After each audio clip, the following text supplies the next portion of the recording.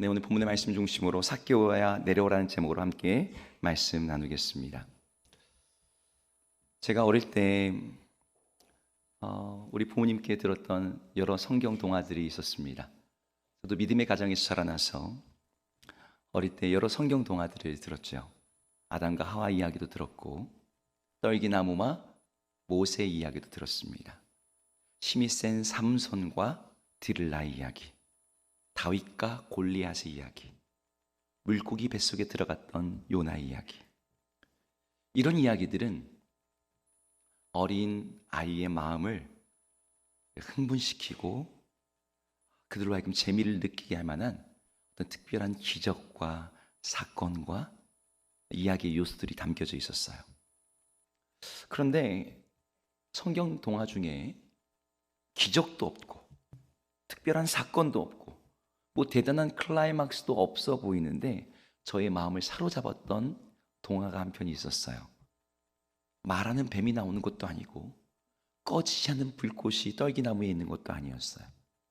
작은 조약들로 거인을 쓰러뜨린 것도 아니고 사자의 입을 찢는 용사 이야기도 아닙니다. 아주 평범한 이야기, 바로 오늘 우리가 읽은 삭개오 이야기입니다. 예수님을 보려고 키 작은 삭개오가, 제가 어릴 때는 뽕나무라 그랬거든요. 뽕나무에 올라갔다. 그래서 예수님을 만났다는 그 이야기. 근데 그 이야기가 어릴 적에 왜 그렇게 재미가 있었는지 지금 돌아보면 뭐 특별한 재미가 없잖아요. 제가 설교 준비하면서 곰곰이 생각해 봤습니다. 복음서 중에 삭개오의 이야기는 누가복음에 단 한 번밖에 안 나와요. 그런데 사람들은 이 이야기를 왜 이렇게 좋아할까? 아이들 치고서 이 삭개오의 이야기를 싫어하는 아이들이 없어요. 여러 가지 이유가 있겠지만 제가 찾은 이유는 이거예요. 삭개오 이야기에는 한 사람의 인생 가운데 일어나는 기적처럼 놀라운 변화의 이야기가 그 안에 담겨져 있다는 거죠. 사람들은 누구나 변화를 꿈꿉니다. 변화하는 것이 힘들기에 대부분의 사람들은 좋은 변화가 아니라 나쁜 의미로서의 변질이 일어나곤 하지만 우리 마음으로는 원하고 있어요. 다 더 좋아지기를, 더 나아지기를, 더 선하고 더 아름답고 더 온전해지기를. 근데 삭개오의 이야기에는 바로 그게 있는 거죠. 뒤에 보겠지만 최악이었던 삭개오가 놀랍게 변화되고 선하고 아름답고 온전해진 이야기. 애벌레와 같은 그 삭개오가 나비처럼 변신한 이야기. 저는 오늘 이 이야기를 여러분과 함께 나누려고 합니다. 그리고 오늘 이 삭개오에게 일어난 이 놀라운 변화가 우리 말씀을 듣는 우리들 모두 가운데 동일하게 일어나기를 주의 이름으로 축복합니다. 그럼 오늘의 이야기를 한번 정리해 볼게요.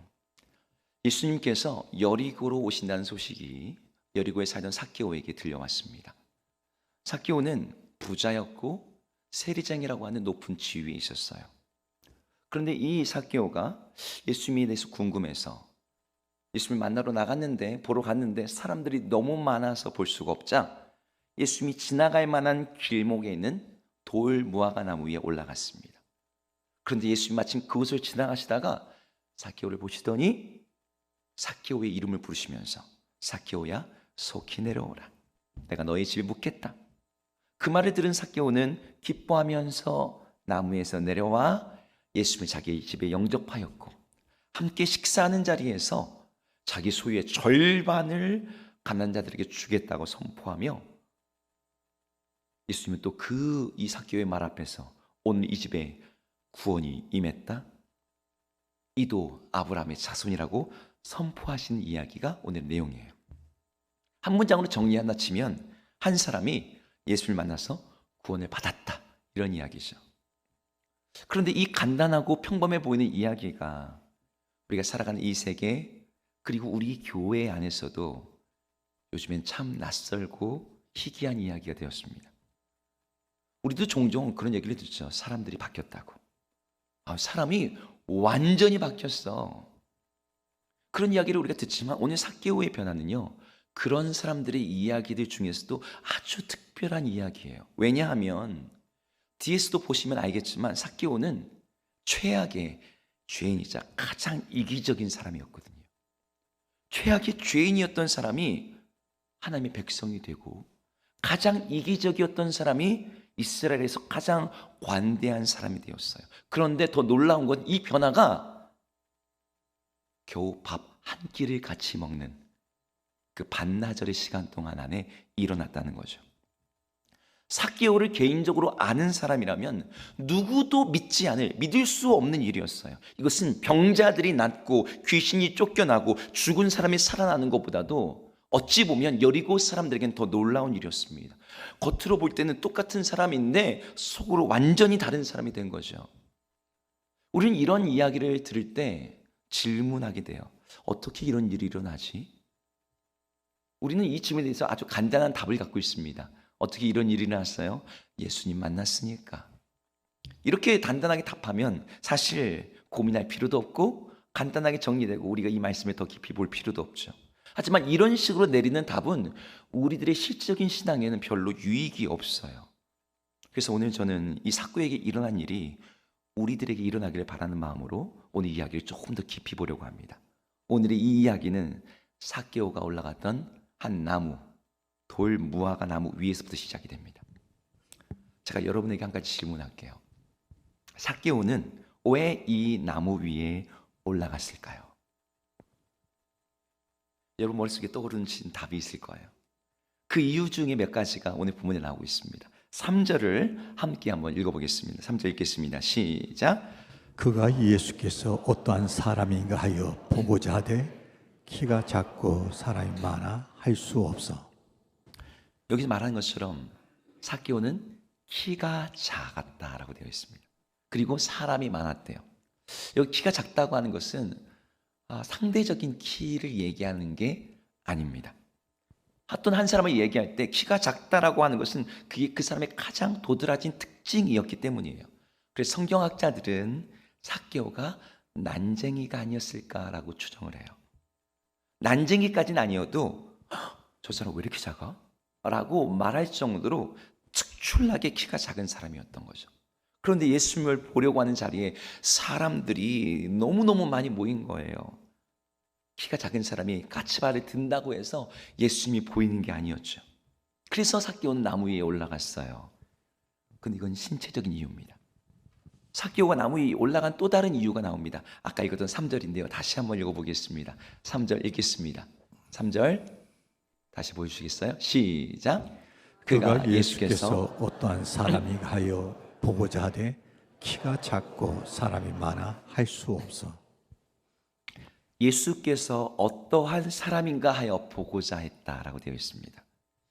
여러분 그 당시 예수님의 소문이 팔레스타인 전역을 휩쓸고 있었어요.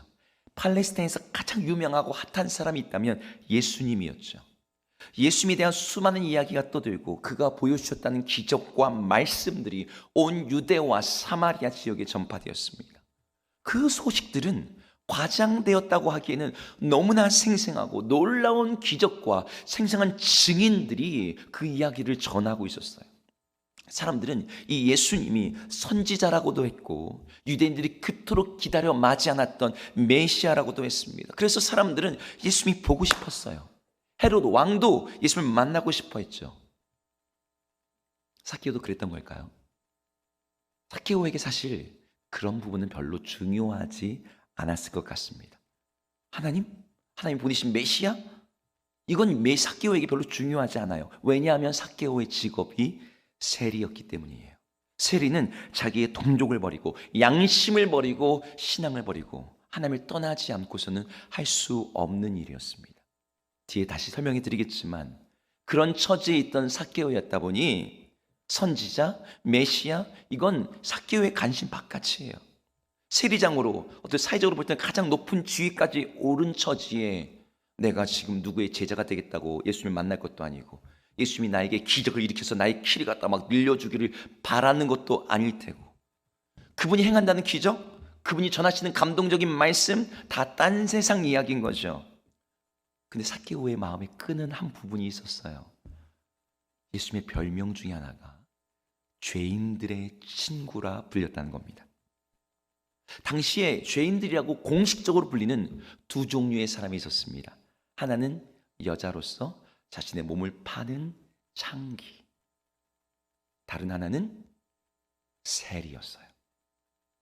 나사렛 예수께서 죄인들의 친구라 불리면서 세리들을 배척하거나 혐오하지 않으신다는 거예요. 심지어 예수님을 따르는 12명의 수제자 중에는 세리 출신이었다가 예수님의 제자가 된 마태도 있었습니다. 공식적인 죄인이자 온 유대 민족의 공적이었던 이 세리를 인간답게 대우해 줄 뿐만 아니라 제자까지 삼는 그러한 사람이 이 땅에 있다는 게 이 삭개오의 입장에서도 도대체 어떤 사람이지? 궁금했을 것 같아요. 같이 대화를 나누는 걸 기대한 건 아니지만 그래도 얼굴이라도 보고 싶은 마음이 있었던 거죠. 하지만 삭개오가 나무에 오르게 된 더 중요한 이유, 아니 나무에 오를 수밖에 없었던 또 다른 이유가 있었습니다. 삭개오가 키가 작다, 삭개오가 예수님에게 관심이 있었다, 수많은 사람들이 많아가지고 예수님이 안 보였다. 그런 것보다 더 중요한 이유는 무엇이냐면 삭개오의 직업이 세리였다는 거예요. 세리라는 직업과 삭개오가 나무에 오르게 된 것 무슨 상관이 있을까 싶지만 여기에는 긴밀한 연관이 있습니다. 이미 말씀드렸지만 당시 유대인들은 세리를 혐오스러운 사람으로 여겼어요. 아니 사람 취급도 안 했죠. 요즘 같은 세무 공무원이 아닙니다. 세리는 유대 민족을 핍박하는 로마를 위해서 일하는 부역자들이고 민족 반역자들이었어요. 또한 세리들은 부패하고 더러운 이권을 탐하는 이들이었습니다. 권력에 빌붙은 자들이었어요. 당시 로마 제국이 세리를 어떻게 선정했냐면 공무원 시험 봐서가 아니라 그 자리에 앉을 사람을 일종의 경매로 뽑았습니다. 누가 로마에 더 많은 세금을 정확하게 낼 수 있겠느냐. 높은 금액을 써내는 사람이 세리의 자리로 올라가는 거예요. 높은 액수를 써서 자리를 얻어낸 만큼 이 세리들은 로마 제국의 하청을 받아서 금액을 채우기 위해 백성들의 고열을 빨아댔습니다. 어떻게든 정해진 세입을 맞춰야 됐고, 근데 이 세리들에게는 로마에서 월급이 안 나오거든요. 자기 월급은 자기가 알아서 챙겨야 돼요. 그러다 보니 인정사정 없이 로마 권력에 기대어 횡포를 일삼는 거죠. 돈이 없어? 가축이라도 내. 가축도 없어? 네 자녀라도 노예로 팔아. 자녀도 없어? 그럼 내가 대신 세금 내줄게. 대신 이자는 500%야. 세리가 그런 악덕 사채업자가 되어서 이 백성들의 삶을 정말 이 거머리나 기숭챙처럼 피를 쪽쪽 빨아먹는 거죠. 여러분, 이런 세리의 일은 양심, 신앙, 친구, 동족 이런 거 가지고서는 할 수 있는 일이 아니에요. 아브라함의 자손, 함의 백성이라는 의식 같은 건 전혀 없어요. 여러분, 세리가 어떤 사람인지 우리가 좀 이해하기 쉬우려면 일제강점기에 조선인 순사를 생각하면 될 것 같습니다.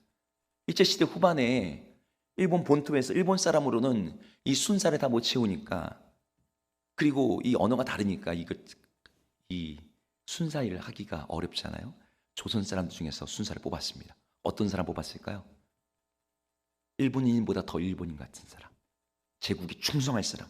여러분, 이 사람들이 얼마나 악독했는지 여러분 소문 들었을 겁니다. 일본 사람도 하지 않는 그런 독립군 잡아가지고 고문하고. 왜?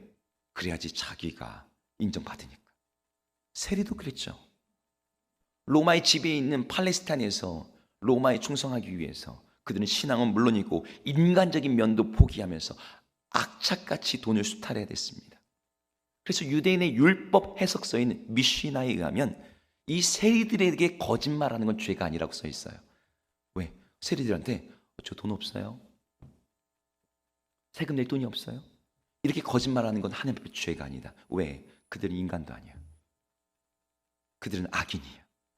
근데 이 삭개오가 바로 그 세리였던 거죠. 그냥 세리도 아니었습니다. 오늘 2절에 보면 이렇게 되어 있어요. 삭개오라 이름하는 자가 있으니 세리장이요 또한 부자라. 삭개오가 어떤 세리였대요? 세리장. 그냥 세리 뒤에다가 장이란 단어 하나 더 붙어 있는 것 같지만 이 말은 세리들이 총괄하는, 세리들을 관리하는 세리들의 대장이었다, 이런 뜻입니다. 이거 어떤 사람인가요? 유대인들 입장에서 악당 중에 악당. 그냥 나쁜 놈 정도가 아니라, 나쁜 놈 찌끄러기가 아니라 최종 보스 악당 같은 존재가 이 삭개오죠. 게다가 삭개오가 있는 지역이 어디입니까? 여리고였습니다. 여리고는 팔레스타인 전역을 놓고 보건대 성전세를 거두는 예루살렘 성전을 제외하고 물류와 사람들의 이동이 가장 많아서 세금이 제일 많이 거치는 알짜배기 땅이에요. 그런 땅에서 세리장까지 올랐다. 삭개오가 어떤 사람인지 우리가 짐작하게 되는 거죠. 정말 피도 눈물도 없이 비정하고 잔인하게 악한 사람이 되지 않고서는 결코 차지할 수 없는 땅에서 차지할 수 없는 자리까지 오른 인물이 삭개오였던 겁니다. 삭개오가 왜 이렇게 됐을까요? 누가 시켜서 그렇게 됐을까요? 아닙니다. 자기가 선택한 길이에요. 자기 선택에 의해서 로마에 부역하면서 하나님을 부정하면서 신앙을 버리고 양심을 버리고 민족도 버리고 오직 돈만 선택하면서 그 길을 간 거죠. 난 태어날 때부터 키가 작으니까, 장애니까, 인정 못 받으니까. 모든 유대인들은 이 세리장 삭개오를 혐오했습니다. 이게 삭개오가 나무에 오르게 된 이유예요. 보통 많은 사람들이 모인 장소에서 키 작은 사람이 좀 보겠다고 이렇게 삐집어 들어오면 어이구, 자리를 양보하는 게 인지상정이죠. 그 사람이 자기 앞에 선다고 해서 시야가 가려지거나 보는데 방해되지 않으니까요. 어린아이가 앞에 선다고 해서 그 아이 때문에 못 보는 게 아니니까 대부분 양보합니다. 그런데 삭개오는 그런 배려를 전혀 받지 못했어요. 누구도 자리를 내주거나 양보하지 않는 거죠. 왜? 삭개오가 유대인들이 가장 혐오하는 죄인 중에 죄인, 악당 중에 악당. 삭개오가 앞에 선다고 시야가 가리는 것도 아니고 예수님을 못 보는 것도 아니지만 저 사람에게만큼은 내 자리를 내주고 싶지 않은 거예요. 삭개오가 왜 나무에 올라갔습니까? 키가 작아서? 맞아요. 사람들이 많아서? 맞아요. 예수님을 보고 싶어 했으니까 그것도 맞아요. 하지만 더 중요했던 이유는 이거죠. 사람들이 그를 경멸했기 때문에, 사람들이 그를 미워했기 때문에, 누구도 삭개오에게 자기 앞과 옆자리를 양보하려고 하지 않았기 때문에, 그리고 그 모든 것을 자초한 삭개오의 악한 삶과 그 세리의 삶의 선택 때문에. 삭개오는 부자였고 세리라는 권력을 가지고 있었지만 누구도 그를 존중하지 않았고 누구도 그를 배려하지 않았기에 삭개오는 그 나무에 올라갈 수밖에 없었던 거예요. 삭개오가 올라간 나무의 이름은 돌무화과 나무였지만 실제로는 삭개오가 받고 있는 경멸과 미움과 그가 어떠한 삶을 살았는지를 한눈에 보여주는 수치스러운 나무였습니다. 근데 예수님께서 그 나무에 있는 삭개오를 부르셨어요. 그 수치의 나무에 있는 미움받고 누구에게도 배려받지 못하는, 사랑받지 못하는 그 삭개오의 이름을 부르셨습니다. 오늘 이 5절을 함께 읽어보겠습니다. 읽습니다. 시작. 예수께서 그곳에 이르사 쳐다보시며 이르시되 삭개오야 속히 내려오라 내가 오늘 내 집에 유하여 하겠다 하시니. 네, 오늘 삭개오의 이름을 부르셨어요. 그 많은 사람들 중에 예수님이 어떻게 삭개오의 이름을 아셨을지. 근데 예수님이 굳이 그 이름을 부르세요. 어이 거기 내려와. 이게 아니고요. 정확하게 삭개오라고 부르시는 거죠. 여러분 삭개오의 이름의 뜻이 뭔지 아세요? 순수함, 정결함이란 뜻입니다. 삭개오의 부모님이 그런 소원을 담아서 이 아이가 그렇게 자라기를 바라서 그 이름을 아마 붙여줬을 겁니다. 근데 삭개오의 삶은 정반대였죠. 부모님은 순수함이라고 이름 붙였지만 사는 건 시궁창 같은 삶이야. 더러운 삶이야. 사람들이 제대로 이름 불러줬을까요? 저런 놈이 무슨 순결한 삭개오야. 난쟁이, 얼어 죽을 삭개오, 천하의 못된 놈, 온갖 욕과 조롱과 비아냥을 섞어서 그의 이름을 불렀을 거예요. 그런데 예수님이 수많은 사람들 중에 유독 그 한 사람의 이름을 부르시는 거죠. 그 사람의 이름을 아셨던 거죠. 그리고 내려오라고 하시는 거예요. 내가 오늘 너희 집에 묵겠다. 여러분 너희 집에 묵겠다 이게 무슨 뜻이냐면 그냥 숙박하겠다 이런 뜻이 아닙니다. 제가 이걸 어떻게 설명하면 좋을까 할 때 제가 한 뉴스가 떠올랐어요. 우리나라 이렇게 파병 부대가 있지 않습니까? 중동이나 아프리카 이런 데에 청해 부대, 아크 부대 이런 부대가 평화 유지군 역할을 합니다. 그런데 우리나라 대통령이 유럽이나 미국에서 정상회담을 하다가 돌아가는 길에 깜짝 방문을 하는 거예요. 군인들이 식당에서 밥을 먹고 있는데 갑자기 아무런 예고와 소식도 없이 군 통수권자인 이 대통령이 우리 군인들 타국에서 고생한다고 그 자리에 딱 들어오는 겁니다. 같이 밥을 먹어요. 군인들이 어떻게 한 줄 아십니까? 뉴스에 보면은 막 환호성을 지르고 박수를 칩니다. 감격하고 막 놀라요. 그 사람을 내가 지지하느냐 찍었느냐 이거 전혀 상관없죠. 대통령이 우리를 방문했어. 그 자체가 영광이고 감격이죠. 제가 예전에 그 뉴스로 보는데, 네, 노무현 대통령, 문재인 대통령 방문한, 막 가슴이 뭉클하더라고요. 삭개오의 마음이 아마 더했으면 더했지 덜하지 않았을 거예요. 예수님께서 나의 집에 방문하시겠다고? 갑자기 서프라이즈로 모든 일정 바꾸시면서 여기 수많은 사람들이 살고 있고 수많은 사람들이 예수님을 영접하고 초대하고 싶어서 줄을 서 있는데 그 많은 사람들이 제치고 우리 집에 온다고? 그건 삭개오에게 영광이자 영이었어요. 근데 삭개오가 더 감격할 수밖에 없는 이유가 있습니다. 이 방문이 예수님에게는 너무나 큰 부담과 짐이 되는 사건이기 때문이죠. 파병 군인 기지 방문하는 거 여러분 모두가 박수칠 만한 일이죠. 대통령 잘했다 그러죠. 하지만 삭개오의 집에 들어가는 건 모두가 피켓 들고 반대할 만한 일이었습니다. 사람들의 반응이 오늘 7절에 나오고 있어요. 7절을 한번 읽어보겠습니다. 읽습니다. 시작. 무사람이 보고 수군거려 이르되 저가 죄인의 집에 유하려 들어갔도다 하더라. 여기 나오는 무사람은요 몇몇 사람이라는 뜻이 아니고 많은 사람들이 수군거렸다는 거예요. 놀랐습니다. 배신감을 느꼈어요. 분노를 느꼈어요. 아니 어떻게 저런 놈의 집에 가? 어떻게 저놈이랑 같이 밥을 먹어? 어떻게 저놈이랑 교제를 할 수 있어? 여러분 삭개오를 향한 적개심과 이 분노가 미움이 가득한 사람들이 그 집에 들어간 예수님이 좋게 보였겠어요? 얼마나 뒷말들이 쏟아졌겠습니까? 삭개오가 돈으로 예수님과 식사 자리 탔을 거야. 제자들에게 뒷돈 줬을 거야. 예수님이 거룩한 선지자인 줄 알았더만 그도 속물이구만. 돈 안 받았다고 해도 실망해. 어떻게 저런 나쁜 놈을 알아보지도 못하면서 선지자라고 할 수가 있어? 예수님이 삭개오에 대한 평판을 모르셨겠습니까? 더 잘 아시죠? 예수님의 행동에 대해서 사람들이 느꼈을 실망감, 분노, 좌절감 이거 모르셨겠습니까? 아시겠죠? 그런데도 불구하고 그 모든 부담과 오해를 감당하시면서도 예수님은 주저함없이 삭개오의 집으로 가셨어요. 근데 그게 끝이 아니에요. 삭개오와 함께 식사를 하십니다. 숙박에는 보통 식사가 동반이 되는데 유대인들은요 나그네에게 집을 제공하는 일은 잘해요. 근데 식사는 아무랑은 하지 않습니다. 유대인에게 밥 먹는 것은 우리나라 인사에 이런 말 있죠. 밥 한번 먹자고. 식사하셨어요?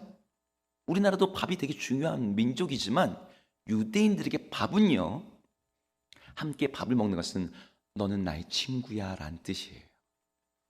그래서 아무랑 안 먹습니다. 이방인들이랑 절대 안 먹습니다.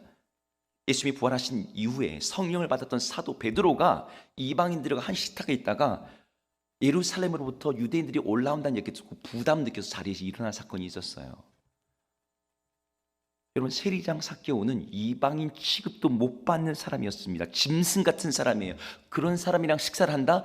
그 사람이 너는 나의 친구다라고 말하는 것은 이건 유대인들에게는 정말 충격인 거죠. 그런데 바로 이 식사 자리에서 삭개오가 완전히 달라진 거예요. 삭개오가 뭐라고 말하는지 한번 볼까요? 8절에서 이렇게 얘기합니다. 읽어보겠습니다. 시작.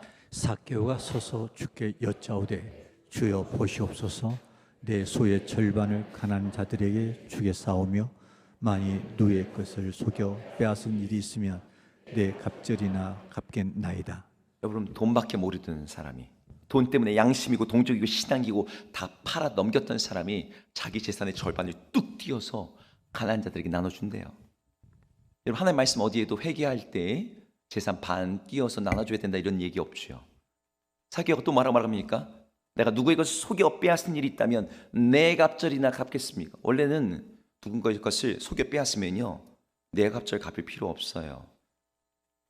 그런데 이 내 갑절을 갚을 건 율법에 딱 하나, 남의 집 암소를 도둑질했을 때예요. 삭개오가 자기의 행동을 그 정도까지로 배상하고 보상하겠다는 거죠.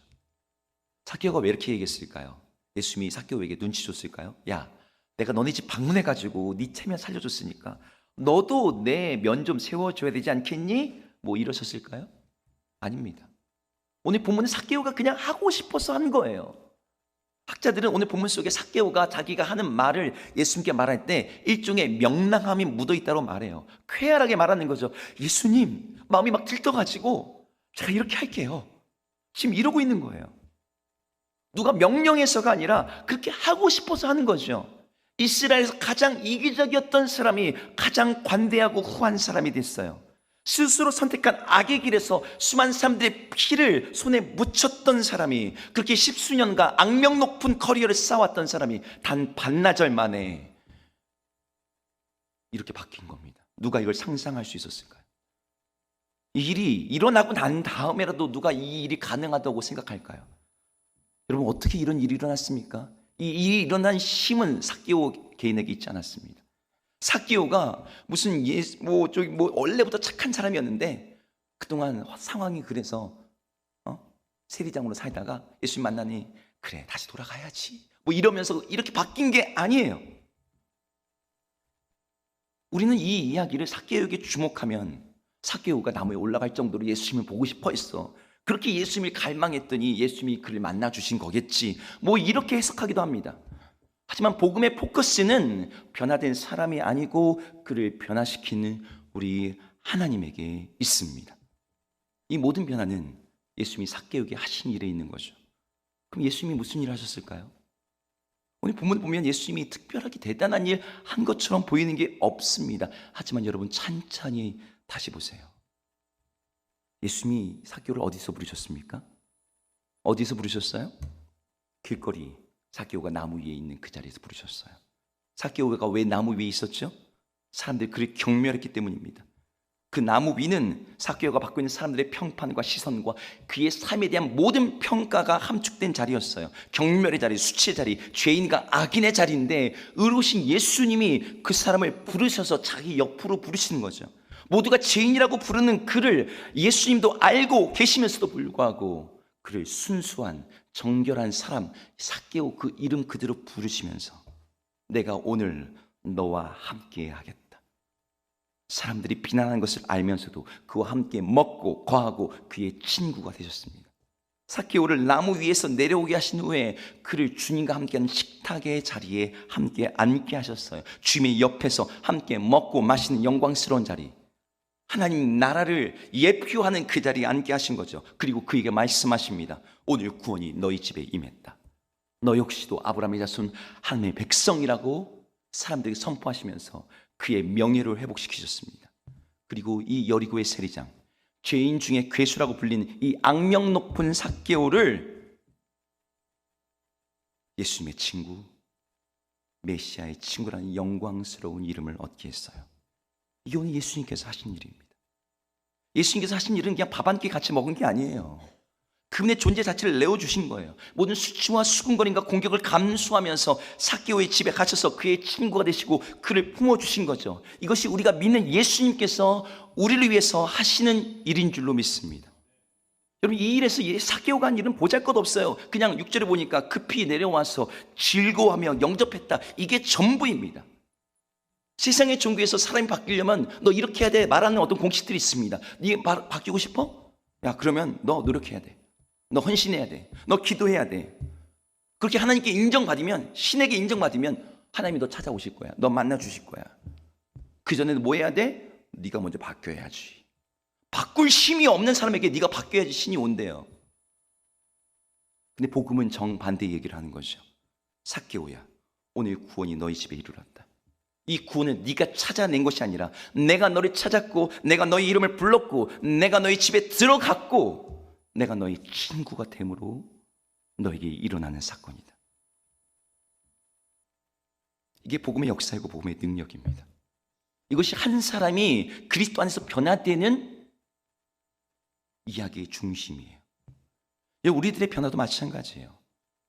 우리들도 경건, 노력, 훈련, 열심으로 변화되지 않습니다. 예수님에 대한 경험, 예수님을 깊이 만나는 그것이 우리의 존재를 변화시켜요. 여러분, 경건 활동이 필요 없다는 게 아닙니다. 예배와 기도와 찬양과 훈련과 열정이 나쁜 것이 아니에요. 그것은 좋은 것이지만 그것이 한 사람의 존재를 죄인에서 의인이라고 하는 완전히 다른 피조물로 바꿀 수 있는 변화의 능력은 가지고 있지 않아요. 한 사람의 존재를 변화시키는 능력, 죄인을 의인으로 만드는 창조의 능력은 살아계시고 역사하시는 예수님을 우리의 삶으로 온전히 영접하는 일에서 시작되는 겁니다.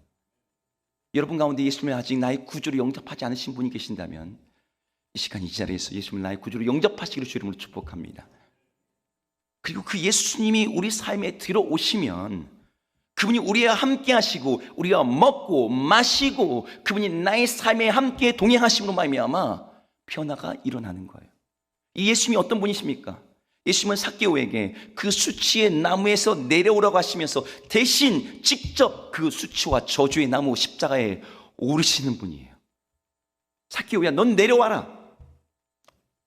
하지만 내가 그 자리에 올라가서 네가 당할 조롱과 경멸과 수치를 대신 지겠다. 단순한 친구, 단순한 호의 정도가 아니라 그분은 참으로 우리의 구원자, 우리를 대신해서 죽임당해서 우리에게 생명을 주시는 분입니다. 우리들은 삭개오처럼 우리의 죄악으로 말미암아 수치의 나무에, 부끄러운 나무에, 경멸의 자리에 가야 되는 사람이에요. 삭개오가 사람들에게 밀려났던 것처럼 하나님을 볼 수 있는 앞자리에는 나갈 수 있는 어떤 의리움도 하나도 없는 사람들, 주님의 얼굴을 볼 자격이 전혀 없는 사람들입니다. 우리는 키가 작아서 하나님의 기준에 미치지 못하고 수치와 경멸만이 합당해요. 그런데 예수님은 우리들의 이름을 부르시는 거죠. 그 나무에서 내려오라고, 내가 너와 함께 하겠다고. 삭개오야, 내려와라. 다니엘아, 내려와라. 누구야? 내려와라. 내가 하나님을 보겠다고 올라가긴 했지만 정작 자격이란 하나도 없어서 수치의 자리에 있는 우리들에게 예수님이 우리 이름을 부르십니다. 너 거기에 있지 말고 내려와라. 그 나무에는 이제가 내가 대신 올라갈 거야. 너의 부끄러움을, 너의 수치를, 너의 죄를, 네가 당해야 될 모든 경멸을 내가 대신 받겠다. 그리고 너의 힘으로는 결코 얻을 수 없는 그 영광스러운 자리를, 영광스러운 이름을 내가 너에게 줄 것이다. 너는 오늘 나와 함께 거할 것이며, 너는 하나님의 백성이 될 것이며, 나의 친구, 나의 벗이라 불릴 것이며, 그 나라가 올 때 넌 나와 함께 영원토록 왕노릇하게 될 것이다. 이것이 주님께서 하시는 일인 거죠. 주님이 내려오라고 하시면 그 누구도 우리를 그 정죄의 자리, 수치의 자리에 묶어놓을 수 없습니다. 주님이 내려오라고 하시면 우리를 주님의 그 옆자리에서 누구도 쫓아낼 수 없습니다. 주님이 내가 이 사람의 집에 구원이 임했다라고 말씀하시면 누구도 그 구원을 취소할 수 없습니다. 주님이 너는 나의 친구라고 말씀하시면 누구도 감히 주님의 그 결정에 반대할 수 없습니다.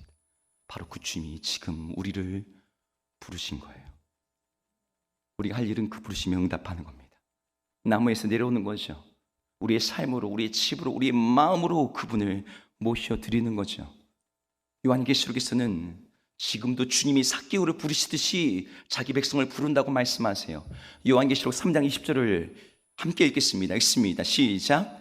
볼지어다 내가 문 밖에 서서 두드리노니 누구든지 내 음성을 듣고 문을 열면 내가 그에게로 들어가 그와 더불어 먹고 그는 나와 더불어 먹으리라. 아멘.